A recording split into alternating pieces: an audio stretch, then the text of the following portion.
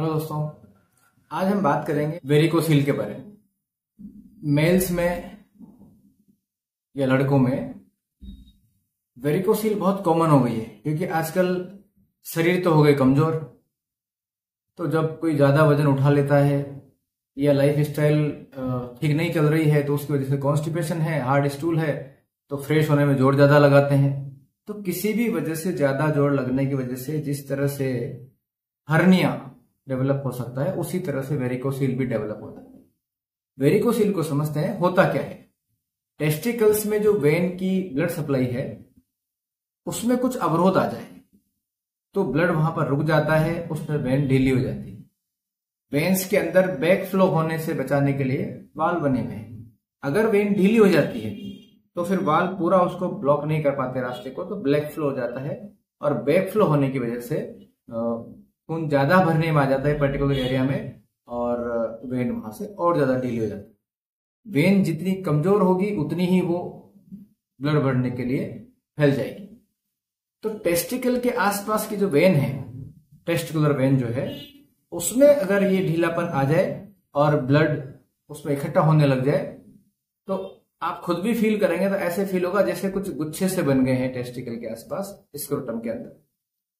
तो ये एक वेरिकोसील की प्रॉब्लम हो सकती है।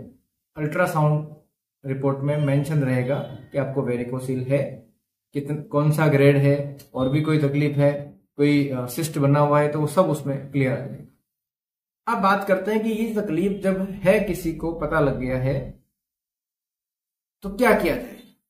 इसकी वजह से स्पर्म काउंट कम हो सकता है, स्पर्म प्रोडक्शन कम हो सकता है क्योंकि उसकी वजह से वहां टेस्टिकल पर दबाव रहता है, ब्लड सप्लाई डिस्टर्ब हो चुकी है। उसके अलावा इनफर्टिलिटी का इश्यू भी हो सकता है। प्रॉब्लम तो है और ठीक होनी चाहिए। एक तरीका होता है सर्जरी, कि जो वेन ढीली हो गई है उस ढीले पार्ट को हटा करके और ठीक वाले हिस्से को वापस ज्वाइंट कर दिया जाता है। ये तो होता है सर्जरी, लेकिन बहुत नाजुक जगह है, मामूली सी भी अगर गलती की गुंजाइश हो गई तो उसका कोई बड़ा नुकसान भुगतना पड़ सकता है पेशेंट को। इसलिए सर्जरी तो हमेशा लास्ट ऑप्शन रखना चाहिए। हाँ, हम लोग होम्योपैथिक में इसका ट्रीटमेंट करते हैं। होम्योपैथिक में प्रॉपर मेडिसिन सेलेक्ट करने के बाद मेडिसिन से स्टिमुलेशन मिलता है बॉडी को और धीरे धीरे करके बॉडी उसको हील करने लग जाती है। कुछ सावधानी बरतनी पड़ती है, जैसे सपोर्टर पहनना, ज्यादा वजन उठाने से बचना,